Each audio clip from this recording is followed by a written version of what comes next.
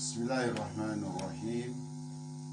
الحمد لله رب العالمين، ثم الصلاة والسلام على أشرف الأنبياء المرسلين محمد بن عبد الله وعلى آله وأصحابه ومن تبعهم بإحسان إلى يوم الدين. أما بعد، فالسلام عليكم ورحمة الله تعالى وبركاته. والما l'Amérique là où on a fourni l'Amérique à folier. Silamaya foli tɛmɛni kɔfɛ an ko an bɛ ala tando masa min ni tandoli ka kan, an bɛ ala tando la ala bɛɛ lajɛlen. Ala tandoli kɔfɛ an b'a ɲini Allah subhanahu fɛ a ka nɛɛma n'a ka kisi a ko si a ka ciba kan n'o ye an kun ni Muhammad alayhi salatu wa salam. An bɛ ala dali an kun ni Muhammad ka so dongoya o ye n'a ka sababu ani mɔgɔ o mɔgɔ n'o t'u la ciba ka taa sira kan, an bɛ ala dali an n'o bɛɛ lajɛlen. Balimaw, an ka walada tafsira suratu Yunus. أمنا ولي آيات أنكلي على قديم. أعوذ بالله من الشيطان الرجيم. ولو يعجل الله للناس شر استعجالهم بالخير لقضي إليهم عجلهم ونذر الذين لا يرجون لقاءنا في طغيانهم يعمهون وإذا مس الإنسان الضر دعانا لجنبه أو قاعدا أو قاعما فلما كشفنا عنه ضره مر كأن لم يدعونا إلى ضر مسه كذلك زين للمسرفين ما كانوا يعملون. نهاية أن يقوم بنا كاني بودنيكم بولكا أما إن الله سبحانه فهم يقول ما كنا نوع أو ما يرى برموكلا. إذن ما مننا نوي اللوزمين كبلدوني مفهوم غريب الكلمات طغيانهم أو طغيان. كلمة الطغيان أي عتوهم وتكبرهم وكاير بويان. طغيان بمعنى تكبر وعتو. يعمهون يترددون يتحيرون. تردد فلامبلا يرو يا حكيلي مسي كفلا تتاليلا وللتحير يترددون. وكلمة فلاميني بلا بسكا سرولا وديني أيامي نوبا نيكورني باروبنا كوكام على بفلانينه أبي من فلانينه يبين الله سبحانه وتعالى أنه لو يؤجل للناس شر ني على مي kujugu la teliya ko ɲini adamadenw ye ka istijalihim bil khairi komi adamadenw yɛrɛ hɛrɛ teliya ka hɛrɛ ko sɔrɔ teliya bolo ma bɛɛ bɛ presse la o de ka kɛ o bɛ teliya hɛrɛ ta sɔrɔ la cogo min na n'ale ala fana kunna o ya kojugu mun n'o b'a ɲini na n'ale kun teliyara k'o kojugu la teliya o ye k'o kun bɛ halaki la halaku. ويترك الله الذين لا يرجون لقاءنا على أبو مغتو مغمو نوتالي بنيويا يننا lahara أبو لغتو في ضلالهم وكفللا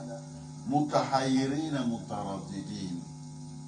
بسيغا باي وكوسيغي فلان باي وتالو بمينك على بفكا من فاينة آياننا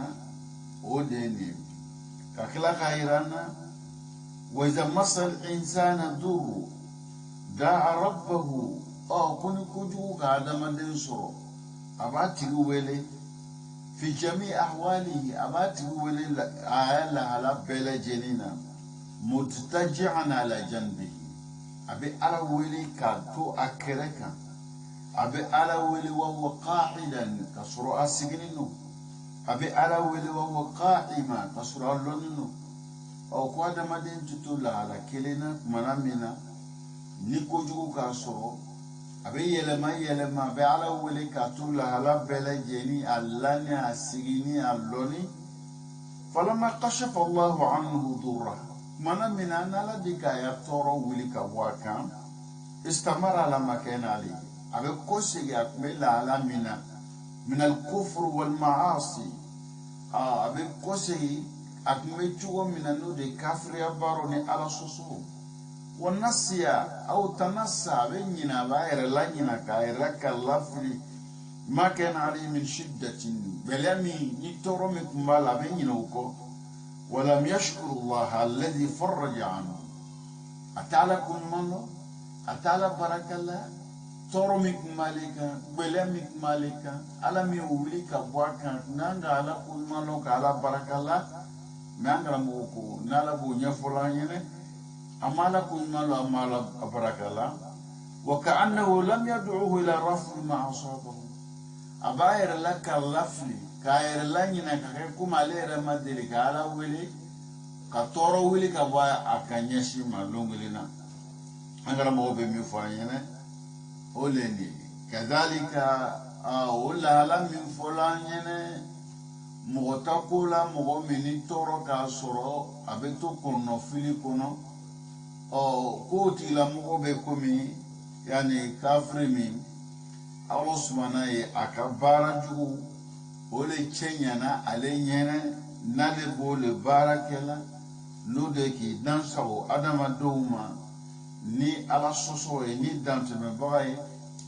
kala fana bo mo sara kabe ya bara mani konno fili lahara o konno fili bo soro kabe o kabara jugu sababu ma ala be min fola ni angara mobo la kalaye odeni ni aya mana kumambawe ala kodi walau yu'ajjilu Allahu lin-nasi sharra istijalahum bil khair aw kuni ala meteliyali kala adama doye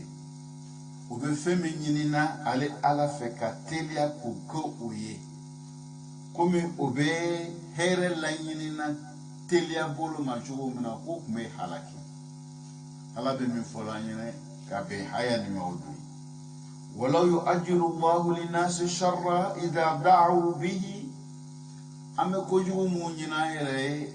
ala ni kanga ala ni keta ningan keta ni kenata kuma bo yera mo chama ne be o be ko yere danga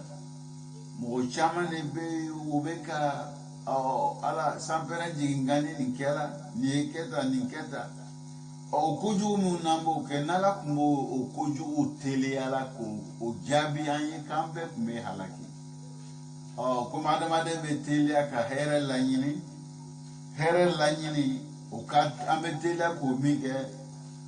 nangu fana ni kuju fana ambetele ko miyini no kunkela ko an kumena halaki de ala be min fola yene ka beni mawdo نيه حديثيه ومن جابر بن عبد الله رضي الله تعالى عنه على مدينة قال رسول الله صلى الله عليه وسلم قال كراكون من كسبا لا تدعوا على أنفسكم ولا تدعوا على أولادكم ولا تدعوا على أموالكم قال كرابا فلان كان أنا دووك أيركونك أنا دووك أندونك أنا دووك أنا نوروك لا توفقوا من الله ساعة يسعد فيها فيستجيب لكم أبدو منكلا أو يكون كان أو دون أو كان بروفو ko ite ben wakati bala bolo ni le beno wakati ma gasoro bi ka kuma mu fo ko jabili be kede na jabili ma kuma ita soro yin kala yere kala ka toro la si yere ma ala be min fola nangara mo bolla kalaye oridi fa nazaru allazina la yarjuna liqa'ana ame mo tuyi mo mu nolute ala ka benyoya ka famena saka kunu ala bina tambela jeni saranta fo taunanta ketaula mo mu be nulu oto jigiya olu masoma o mo ere laben ka be o le labema ala ba fola yana kulu fituyanihim ya'mahu ulubu ya dantimena ubu ya ala sosola ukuruna filinino ala be min fola yana ka bene ayani maulu ay fanatruku allazina la yu'minuna bi liqa'ina ala be mu'tui mu'muteli manale alama mali manaka fo o bena ala be nyoya nolu le beteria ka janga talanyini kumu folo mo yo chama fo chidoma nasoro ka fo alakira chide kai jangata jigoluka jangata sanjila mango jiguka ko toro bu jangata munyini alaba folanyene ko omo alebo lu toy abo toy muna umali manale alama abo toy muna obena tagale benyo ya lomina no de kiama femimbe oyen olon o de jangata olo labena ka bla oluyen ka be o ka dantemeno ka ala soso anoka yani chido oma barake ka bo chido ka kumakana femimbe o makonona la ala be ko le bla ko laben olo ko so ala ma jangata jigo kan ni yana maya ni kono ala be min fola nangara mo bulla kala ye ode fanaturuku allazina la yu'minuna bilikaina ame mo tu mo munulu telimane ali ala ka benyo yama fala yakhafuna ikhabana utisra alika jangatanye wala yatma'una fi sawabina utina tafana alika sara akasara min laben ka blanyu mankelaw ye ulumi natalauka o mai o nyine o malla o la o mali manyo erema ala ko naturuku fi tamarudi aleko mu'tui o kaddan temela mutaradidina mutahayyirina wa yakunu fil ba'i o kado kanga minke la yahtaduna lil haqq utseka kyanyi kafo be kyambara ko to o ala sosola no dan temela abotula abitulu sara kiyama ni jangata ye jangata mena ko labenga be oluma ako labenga bla onye no ya danteme no ya la sosoye olo ko soka jangata menyini kala jangata jigo ka ala ma jangata jigo dunya ni kono ngoso ala ka tagabolo te ka jangata jigo Muhammad ka mantun kan kuma ayo ke mantun temenu na chuga mina mema Muhammad ka manto mumbe jangata nyinina ala efene blawlu nye o kabla kabel kasarama o ulubu kono lahara ulubu so jangata minu ya unyino oteso ma nyana maya kono angara mo be min fulan nyana ka beni mawdu kuma la yufu aya warla innal ladzina la yu'minuna bil akhirah zayyana lahum a'malahum fahum ya'mahun ako mo munul telimana na la harama ale ala yuka bara masiru ye jian kono be ko ke o luga kono fili bagayo o te sira soro o te sira lo te chanta moso be bara jugu munkela o le go bali kaseka ala soro kaseka ala talo kala take o moso jangata mimbe o makono na o no le kaka o ala fana be ko le labe kabila oluye ala be min fulanyene nangara mo bolla kallanye odoye ambe ala dali amayina Allah subhanahu wa ta'ala ya ko yuma ko no ma ya rabb alamu kala o ko fa ala kodi wa idha masal insana duru akuni koju ka adama den soro toro ka adama den soro Allah halabe ke di da'ana li jambihi kabe ale ala wele ka to akereka au qa'ida abe ale ala wele ka soro asigino au qa'ima abe ale ala wele ka soro allonino donc ni koye adama den soro atise ka sigi abe yelma la a hakili abi nyeshi ale ala makatu la ala belajeni nallanino amakobe ale ala la be ale ala wele nasigino amakobe ale ala la be ale ala wele nallonino amakobe ale ala la be ale wele okoro de sisa wati le te o la halati na makote salema abale lo ka fo ale le biseke o toro wili ka bo akan olo koso abi nyeshi ale ala makato ni la ala bele jenina ala bolo fola nangara mo bola kalanye idha asaba al-insana shidda wal qarb ijtahada fi du'a'i o kuni kujuka adama den sur abi jija ale ala welela في جميع أحواله أكل حلا بلا جنينا نا يودفو الله لنا سجننا لولي كما لا يوفين فنا آية ورلا وإذا غشيهم موج كالظلل دعوا الله مخلصين له الدين فلما نجاهم إلى البر فمنهم مقتصد وما يجهر بآياتنا إلى كل خطر غفور ألا بعد ما دين قال على فلان كوك منا منني آدم دين يلا بر نيجي كأداتو ورلا كونو فيلبنا أبي علي على ولي نكون جاي كتوباكا كما أبو إلى يورشامنا بالمثالي فورا يسيكا كهالي نيبام فيون كونو نيام فيون بفكا تشيني كابي والما يبي مومبلي كونو ni mombli be feka pe iba soro yoro la fem be mombli kono walma fem be avion kan kono walma fem bato kono lo wati la bela jeni hakili bitala la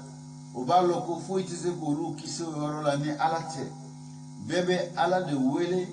bebi damakashi ala de me falama na ya min al bar me kumana min lona na kisi au kana gwenege kan numu be basambe walma kana dugukolo ka mu be sanfɛ avion na walma mobili kɔnɔ i b'a ye sisan faminhum muqtasid mɔgɔ bɛ sɔrɔ la min yani ala ko b'a bolo ala sɔsɔ fana mutawassitu fi a'mali wa fi du'ai ala bɛ min fɔla an ɲɛna ka bɛn ni maaw de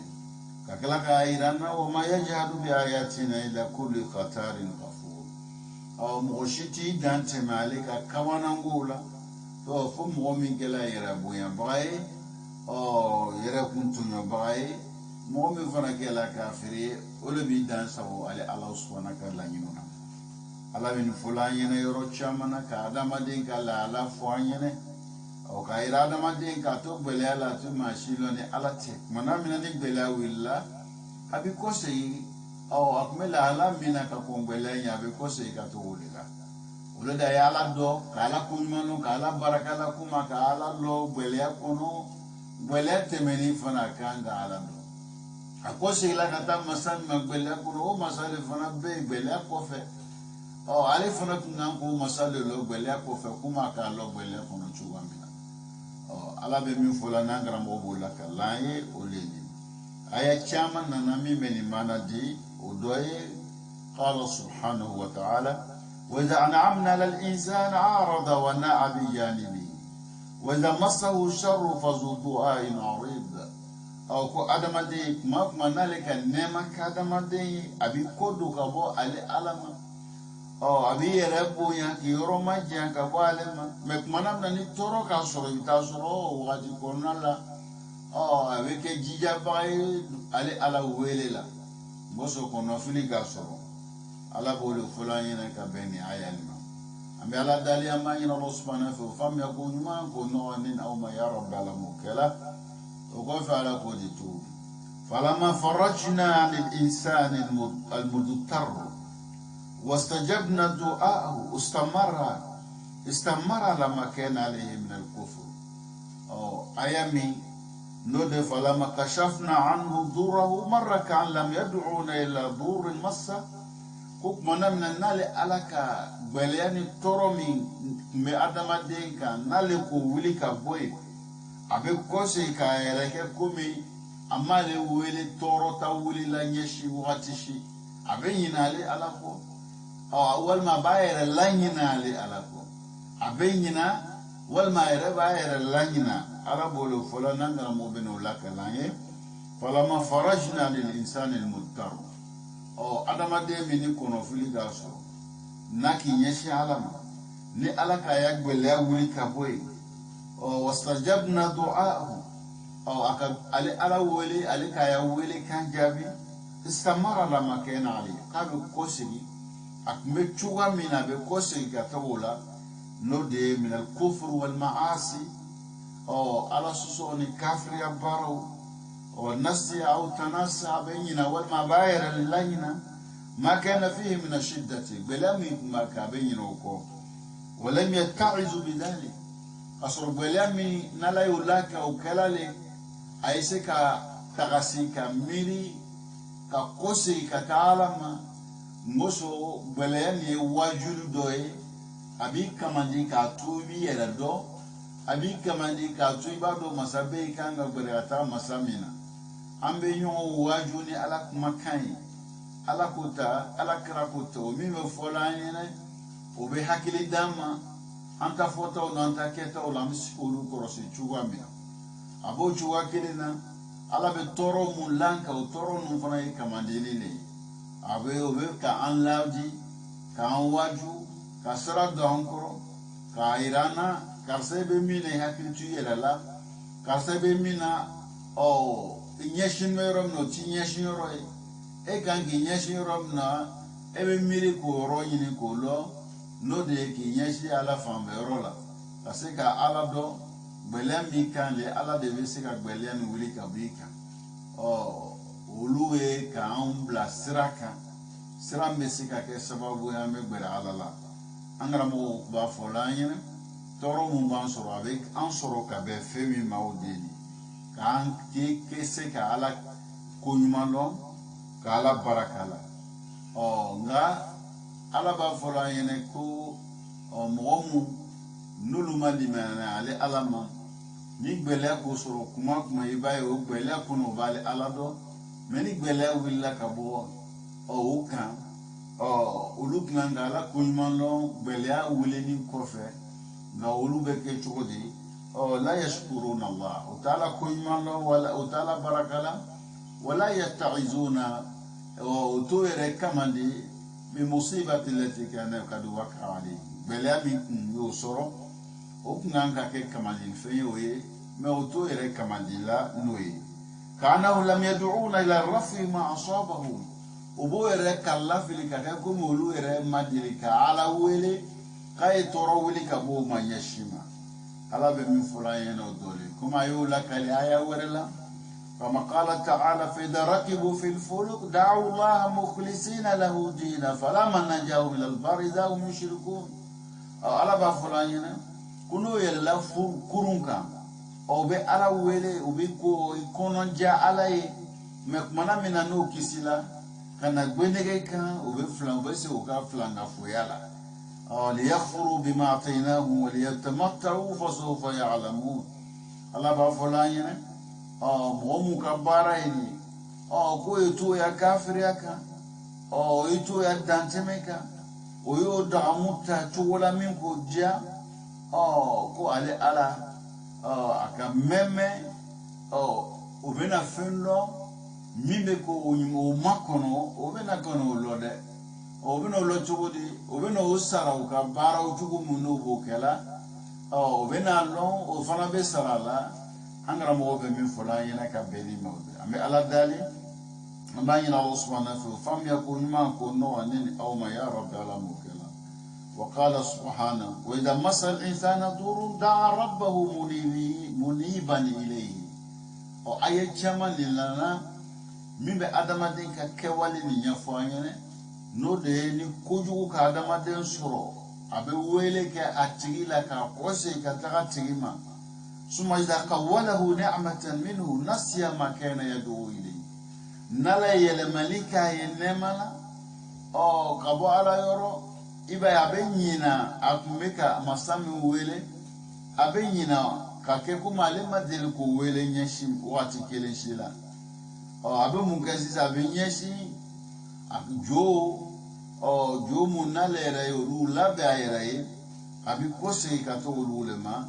ala bo fola yene ayan chamana die ayan chama ya be kafuru ko nymalom pelu abu ka jo nya fo yene ka irana ni gbele ya yo sorobe nyina alako ni gbele ya yo sorobe kose ka taalama meno e no ya sorobe nyina alako ala bo le fola yene ka benima كذلك قوا بين جوعنا زين للمسرفين ما كانوا يعملون او على مسرلك موي او مومو كلا دانتي موي مومو كلا تشينين كلا يكبو كبارا جوما او على مسر منكوي اوديني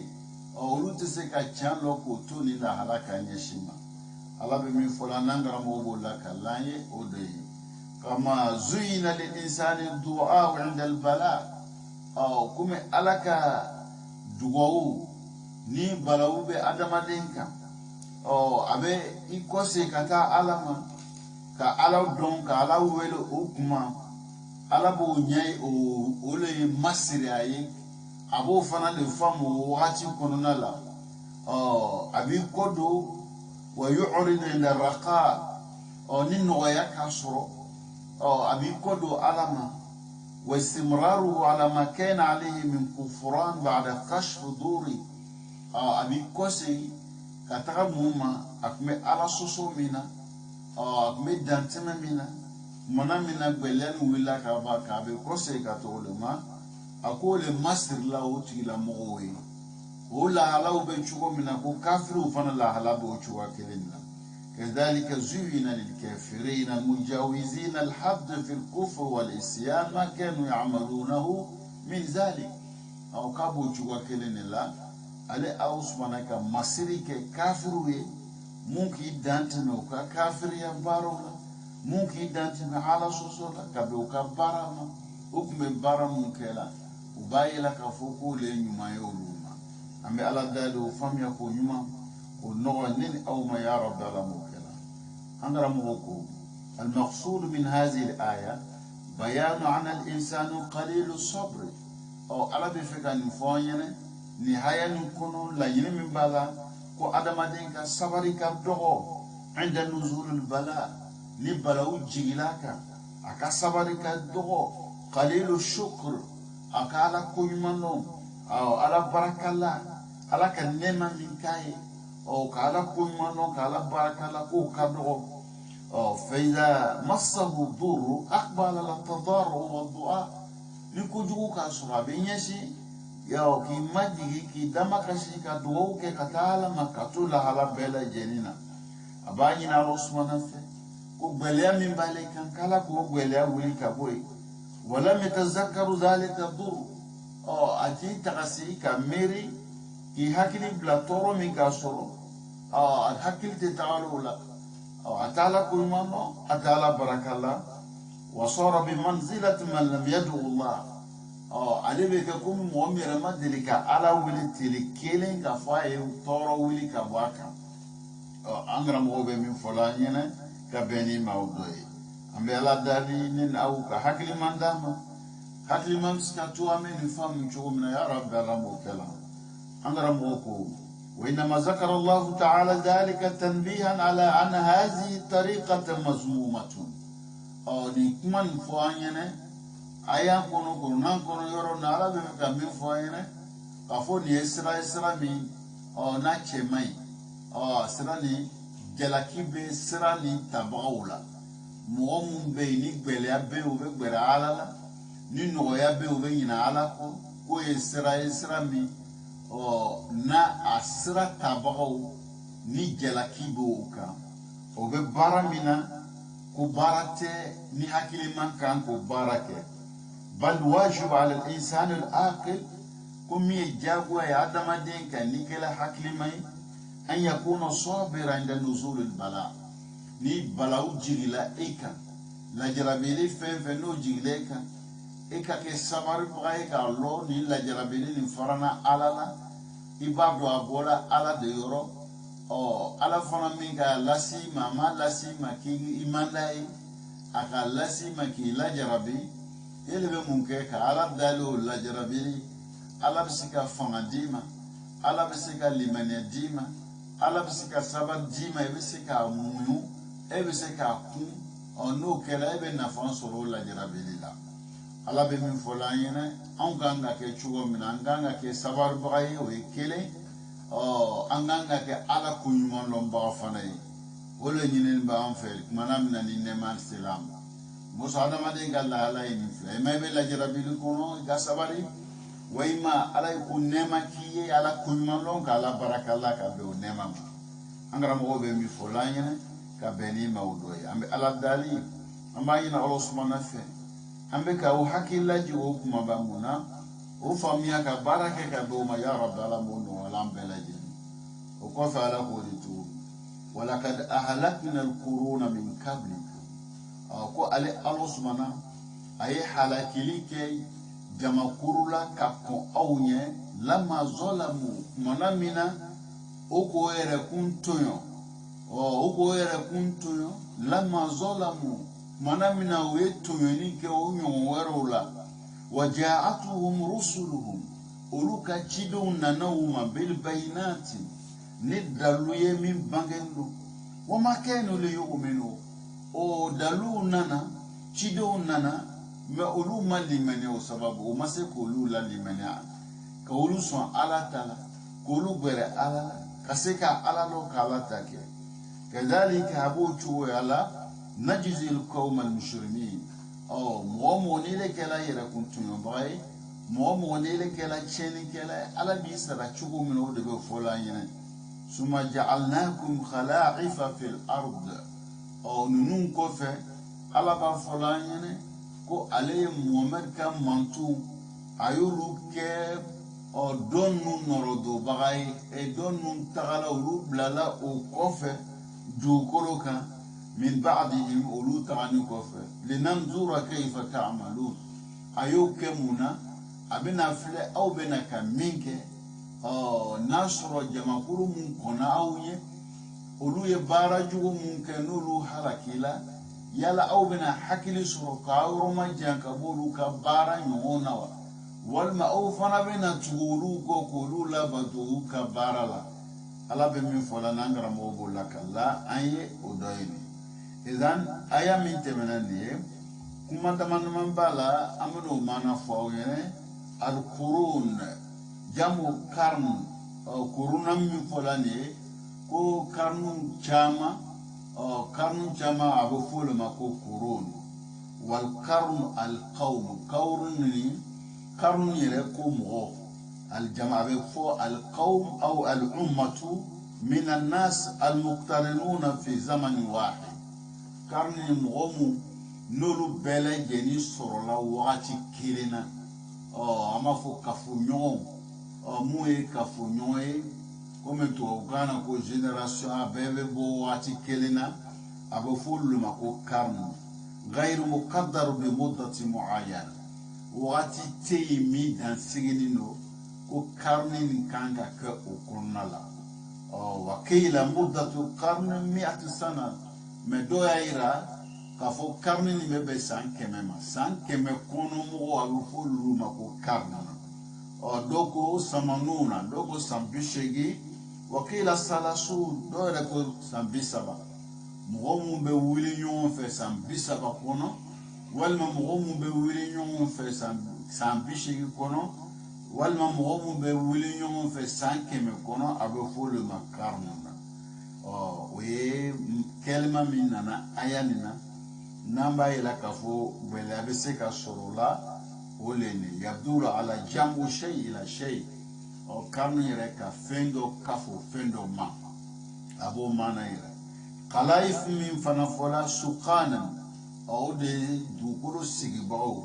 yakhlufu ba'duhum ba'da dɔ bɛ na dɔ kɔfɛ kalifu l'o ye ay yaji'u shay'u ba'da shay yaqumu maqamahu fɛn dɔ bɛ na dɔ kɔfɛ o bɛ l'o nɔ la a bɛ fɔ o de ma yani khalf komi ala y'o fɔ summa ja'alnakum khala'ifa khala'ifa laɲini min b'a la yani sukanan yakhlufu ba'dukum ba'da k'aw kɛ dugukolo sigibaga ye aw bɛ na dɔw kɔfɛ laɲini min b'a la n'an karamɔgɔ b'o la ka l'an ye o kumabaw le ni an bɛ ala dali o faamuya ko ɲuman ko nɔgɔ ne ni aw ma ya rabbi ala m'o kɛla an bɛɛ lajɛlen ye idan ala ko di ni ayanba nin na ala bɛ n'o maana de fɔ an ɲɛna ko walaqad ahlakna alquruna min qablikum lamma zalamu a ko ale ka halakili kɛ jamakuru la jamakuru mun kɔnna aw ɲɛ a y'o halaki mun kosɔn o ya tɔɲɔni sababu la walaqad ahlakna bil istisal al umam al madiya halaki min fɔla nin ye k'a daminɛ a daminɛ la a mɔgɔ daminɛ fɔ a laban a bɛ fɔ olu ma al istisal ka niri beta o luna niri ka bela jeni talu fo ma isisa bi mana ko bela jeni halaki mugoshimato ula mun kona awnya ala yole kola oni kuma ni nyeshina flanga fuma ka yira la ma ashraka ahluha billah mugo ka flanga fo alama wa kazabu rusulahu ala ka chide mu chila kana uyulu ngalutiya mo chamne wa khalafu amrahu wa nahyahu uluka nyamariam nala yuduma kana lasu kamugoma ubana unyamariaula minka anga ke ko foyo no moke minka anga tui ko foyo no motui o sababu la kala yu halaki ala bolo fulanya kabeni hayani kuma ala yu fo aya werela kama qala subhanahu wa ta'ala awalam yahdi lahum kam ahlakna min qablihi min alqurun yala yo bangeli makoye jori jorlo kabo jama kurula mun kono nye ala yu bela jeni halaki yamshuna fi masakinihim ubetagamana uluka sigyorula inna fi dhalika wami abika bola la ayatin kabakula fala yasma'un yala au temenike yala au tetagasiwa ala be min folanyana ka beni ayani mawdoi waja'atuhum rusulun bil bayinat kuchidu nanawlu mani daluye dalumumba tobe alado dalumumba tobe kosi kata alam dalumba lo baraka kelemandiana kaselo ala yo dalu duma wa atatil umamul madiya rusulullah bil mu'jizat wal barahin al wadhiha التي تدل على صدقهم او تشيدم كونا محمد كان منتونيه او تشيدم اولو تشيدون ناناني دالويه او كان مغوما من باتو وبسك اللولا وبسومبلو نو سيدنا موسى كان مغوي نو سيدنا عيسى كان مغوي نو سيدنا ابراهيم كان مغوي نو سيدنا صالح كان مغوي donc kawako le dila uchido makana do ka mroma memba to be se ka la ola o be sombolo o ba lo chide numbe ka menfo kuma lo mimbe boro yere la uche ala ka kuma kano ala de olu chini nga lasi o ka mroma no angara mo be menfo lanya o deni o chido na kana no dalu bangenu ye o ala ko di o makeno le yo minu ko make ka fo be son kachide nu chandia kalimana chide nu makam kalimana ala yere makala ala kala yinu ke ko makenya shino ay falam yakun ahlul qurun al madiya liyu'minu bi rusulillah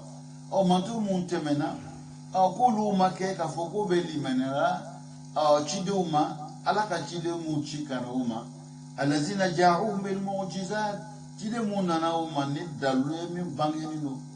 لعن الله طبع على قلوبهم منو مدمنيا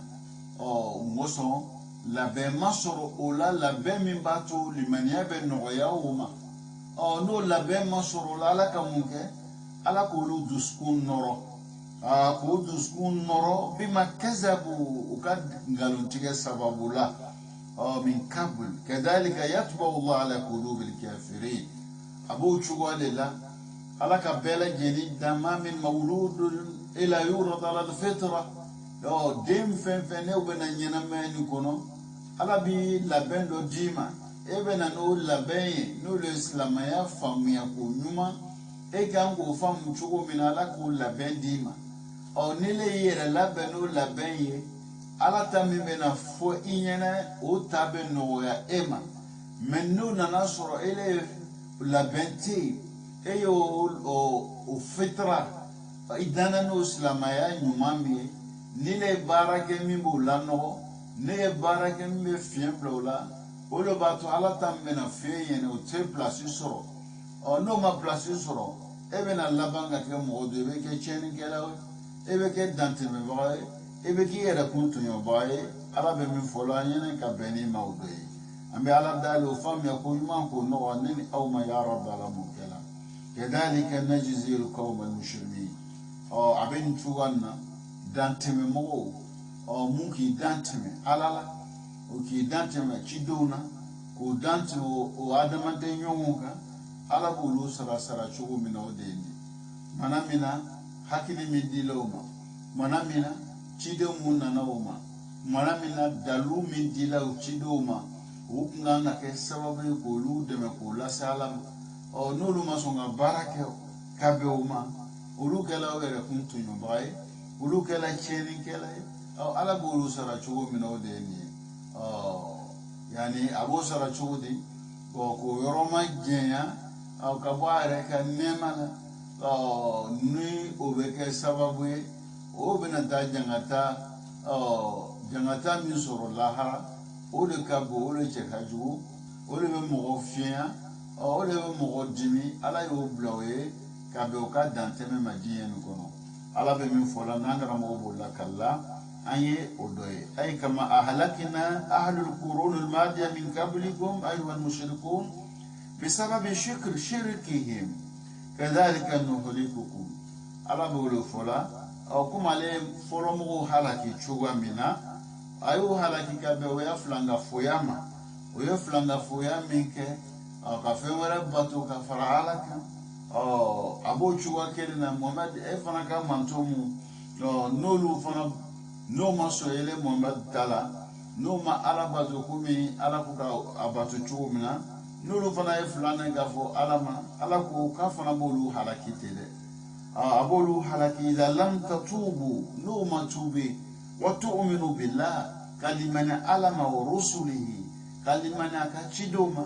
wa nuhliku kullu mushrikin wa kafirin kadhalik kafir kelen bɛ filangafo kelen bɛ ale ala bɛ o bɛɛ lajɛlen halaki ni halaki cogow la ala bɛ min fɔ la n'an karamɔgɔ b'o la kalan ye o dɔ ye an bɛ ala dali o faamuya ko ɲuman ko nɔgɔ ne ni aw ma ya rabbi ala m'o kɛla o kɔfɛ ala ko di summa ja'alnakum khala'ifa fil ard k'a b'o cogo la ale ala ye aw kɛ nɔrɔdonbaga ye dugukolo kan min ba'dihim mɔgɔ mun kɔnna aw ye n'ala y'olu halaki ka bɛn o ya kafiriya n'o ya dantɛmɛ ma ala ye aw kɛ olu nɔrɔdonbaga ye k'olu ka kibaruya ɲɛfɔ aw ɲɛna olu halakila cogo min na k'o ɲɛfɔ aw ɲɛna linanzura kayfa ta'malun ala y'o kɛ a bɛ filɛli kɛ aw bɛna kɛ cogo di yala aw bɛna olu ka sira le ta wa walima aw bɛna olu jangatala sababu min na o bɛna kɛ sababu ye ka sira ɲuman don aw kɔrɔ n'aw bɛ aw yɛrɛ gbɛrɛ ala la ka se ka ala dɔn ka ala ta kɛ ala bɛ min fɔ la an ɲɛna ka bɛn ni maaw dɔ ye suma ja'alnakum sukanan fil ard ale y'aw kɛ dugukolo sigibagaw ye takununa fiha min ba'di al-umam al-madiya aw bɛ kɛ dugukolo sigibaga ye mɔgɔ kɔfɛ mɔgɔ mun kɔnna aw ɲɛ n'ala y'olu halaki linanzura kayfa ta'malun ala b'o kɛla kana filɛli kɛ aw bɛ baara kɛ cogo di linanzura ayya amalin ta'maluna min a'mal al-khayr aw sharri fanujazikum alayhi aw bɛna mun kɛ yala bɛna ɲuman de kɛ wa walima bɛna juguman de kɛ wa donc ala bɛna aw sara min na o de ye ala bɛ min fɔ la an ɲɛna ka bɛn aya nin ma o de an bɛ ala dali an b'a ɲini Allah subhanahu fɛ ne ni aw ka hakiliman d'an ma hakiliman bɛ se ka to an bɛ nun faamu cogo min na ka baara kɛ ka bɛn o ma ya rabbi ala m'o kɛ la walakad ahlakna al-quruna min qablikum lama zalamu jama mun tɛmɛna aw ɲɛ ala y'olu halaki ka bɛn o mun ma ka bɛn o ka dantɛmɛ de ma ka bɛn o ka tɔɲɔni de ma o b'a yira an na k'a fɔ an kana k'an yɛrɛ kun tɔɲɔbaga ye an y'an yɛrɛ kɔrɔsi yɛrɛ tɔɲɔ ma o de bɛ kɛ sababu ye ka tɔɔrɔ las'an ma o de bɛ kɛ sababu ye ka gɛlɛya las'an ma an bɛ ala dali o faamuya ko ɲuman ko nɔgɔ ne ni aw ma ya rabbi ala m'o kɛ la o kɔfɛ ala k'o de to وإذا تتلى عليهم آياتنا بينات أكو كمانا منا ني كلانكلا أولوكا ألك آية ولا من بانيني قال الذين مغبافو لا يرجون لقاءنا مغمو نولو تجيغي ألك بنيويا جيغيا ألك بنيويا نولو ما لولا نولو ما صوما no mali maniaoma mona minani nalikela ula alaka kawanangula olube munofo eji bi qur'an ghayra hada ubaddiluhu moment nani qur'an nyowere wal mabika min fayana ufalini do warla min intekile ala be min folayana ka benima wa idha quri'a ala al-mushrik quraish ayatul qur'an kuni kuma qur'ana aya unu jigila man kafruka واضحات دالات على الحق كنا حيا منول بانجينو كنا حيا منول بيجان بلا كنكا قال الذين يكذبون بالبعث مغبافو مغم سكبون نول ملاولا ولا يخافون إقابنا وتسرى لك جنتانيا ألا يجنتان من كفو تشيدو يعني كفو مغم نو مصنع علي ألا مغم مالي منالي ألا malika kuma kan labatu jangata bu yen lara ulu masra unye wala yatma'una fi sawabina alafana ka barajimu fo sarala nyumana mugomu ka limanina alama ka baranyonke saramu boyi alapolo kiyama niye arujina ta doli yani nemo mugo kono omun lakanila kafo we nemaye na kofola nyema delika doye toloma delika dome amiria yerema na hakilila kula benibe kabla muwe muli manena alama ka bara nyumonke ala ko minka ke koke ala ko minka tui ko tui o barajiba min fola olu man na tawla nyeshima olu ala be min fola yana ka be olu ka ko mawde olu le mun fo olu ko momaduma ko Muhammad yana ni corona yemeni tekele wal mami ba bolo na yo fali angra mo be min fola yana ka beni mawbe wala yakhafuna ikhabana wala yatma'una fi sababina ihdir ya Muhammad qur'anan akar laysa fihi ma naqrahu min at-tauhid Muhammad nani corona wore yo kala anka fen wore ka ko kono ambe femi mandaye ne webe ala kele mandiya min folani quand jo batu dabla in dabla kana ka kono nanoyi iban bana ka bo flanga foya mi manu kana ko kitabu pronoun kono ibanga jo ambo ko mum batu nun shuni tele ni an fa fana yuye olu batula ebe ka fie mi fo olu jo ma ko te se ka herelase amma o fanse ka toro wilanga ebe o jo nun ibo dogoyala ko lagbashi ibo minkela o kana ko kitabu kono wa zikrul ba'th wan nushur nan sala kamina kono ibo min fola fana o kana ko kitabu kono nane kitabu wara mi ni nushito kono aw ghayru hadha alquran bi nafsi wal makmimi bolande ayela mayela tayela machuwala ala alwajhi alladhi nuhib yake chuwala minka danu yere kafuru o ka min fo ala kirama kayo ke oleni okeni ala ko di kuli ya Muhammad afo yene ma yakunu li an ubaddilahu min tilkai nafsi atebenema ne fana tese amanga ne makafo ne be kuruna mba yelema mba fali yere kunyere mati yere janango ye wili ka fali yere mati kala ko tale ka bare ale tuse ko ke kuli ya Muhammad hawla al-kuffar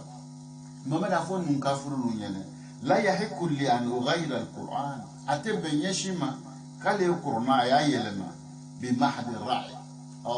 hakili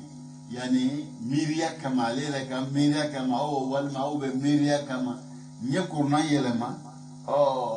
bi muqtada ijtihadi nalere ka chesirna ka jijay abe kurna yelema bi ghayr wahyi min Allah namakani wahyi ka bo ala yoro falaysa li min al-amr shay hu mal ubara talibulu usra talibulu uloni talila o fana talila o hakilla fana talela in attabi'u ila ma yuha ilayya ni Muhammad tutu fo ko fo mi wa ayu beduma abe fo yana ni ke mo ke abe fo yana le kana ni ke ni toyi mo toyi ala ka min fo mamad yene qayu jabi ula udain ay kul ya muhammad li hawla al kufar inma ana abdun ma'murun ne joyin nyamarianino nyamarianino ni ke moke ni fo mo fo ni lasika mogoma mo lasinga mogoma ni nyamarian ne beula laysa li ilan attabi'u ma yuhi Allah ilayya ne magamoye feme fene labatu ala be min wahyu ke kanama wa ya'muruni bihi abin nyamariano barata keli من غير زيادة ولا نقصان نما كيكا دو فرنكا والمكا دو بولا ولا تبديل ولا تحريف كدو فلي كدو يلما كو تالما وبلا جنيب بو على ديورو إني أقاف آني محمد مصر إن عصيت ربي عذاب يوم عظيم أو نينغا على سوسو نينغا انتيجي سوسو ninga ndaba soso mesra jangata mi lomi jangata kabo nebe sra ulong mesra o jangata ye no de kiyamata jangata mi be ni ala soso ni fem foko ala ko to ala mufo iya ala soso minke jangata mo lo kale besra o ye inni akhsha in qalaftu amra allah nebe sra ninga ala kanya maria niyo ko fo nyoya وبدلت شيئا من كتابه نيفندو فالي او يلما كبو على كتابولا فمبو كوف لا رانو دي جناتي عذاب يوم القيامه عظيم الاهوال اي لا ركي جناتا نبسرو نيو جناتي من كجو و جناتي من كبله يبو لا تشودي على بو فلان ان زلزله الساعه شيء عظيم او قيامه o kiyama wulisan yere bela min be ke o kajugu yere o kajugu ibo juga lo chugo mina yawma tarawnaha tazhalu kullu murdi'atiha ma arda'at ulum yere bela muso be shindi adema bebe yina adenko bebe hakili be bo adenko shindi la bebe yina adenko nasir to muso konomo bele jeni be jigi o lon bele yala o lon seranya na gate ko bebe konomi be bela bebe konoma bebe jigi o lon be jamaye tara nasa sukara wa ma hum bisukara ibe mo ya ko mo kemika dolomi ka so ma dolomi amune be mo ka do walakin azab allah shadid ala rajnata bolo bele ya o toro o seranya o jigi tie o bekelo mina yani kale besira oloye ale besira oloye ole ba ale bali atise kanga lontige ole bali afan atise ka alata corona mino jila makabu yele mako ka saroye kale tiso ka nyeshima angara mo be mi fulanyene ka ben ayanna odi ami ala dali amani na allah subhanahu wa ta'ala nin au ka hakini mandama hakini mamskatu amen fam jumna ka baraka ka doma ya rabbi alamun o noela nina upelajeni idan ka be watima na loswana wati wala duan shikuno aya bla robina minatai ka wati wala duan shikuno ya rabbi alamun kala fitini min folo famia no barako no ama ya rabbi alamun kala hada wassalamu alaikum wa rahmatullahi ta'ala wa barakatuh.